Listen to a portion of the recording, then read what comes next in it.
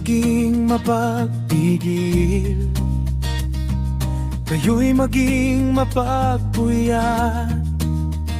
Ang inyong kalaban na diablo, na gaya ng leong umuunggal, ay gumagala na humahanap ng masisilahan niya.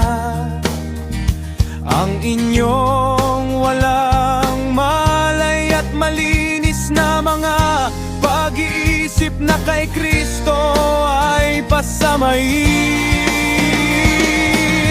Kung paano ngang si Kristo ay nagbata sa laman,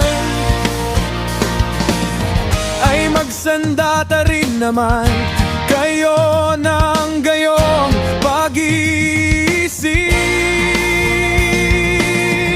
sapagkat siya na nagbata sa laman ay nagpapatigil sa kasalanan. Kayo ay magkaisa ng pag-iisip sa isa't isa ayon kay Kristo Jesus.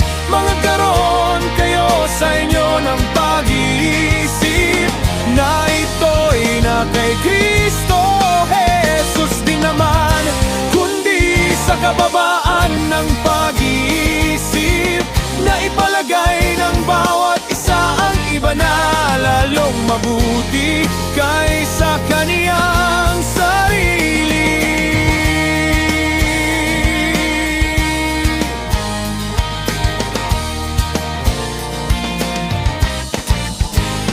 At huwag kayong magsiayon sa sanglibutang ito, kundi magiba kayo sa pamamagitan ng pagbabago ng inyong pag-iisip, upang mapatunayan ninyo kung alin ang mabuti at kaaya-aya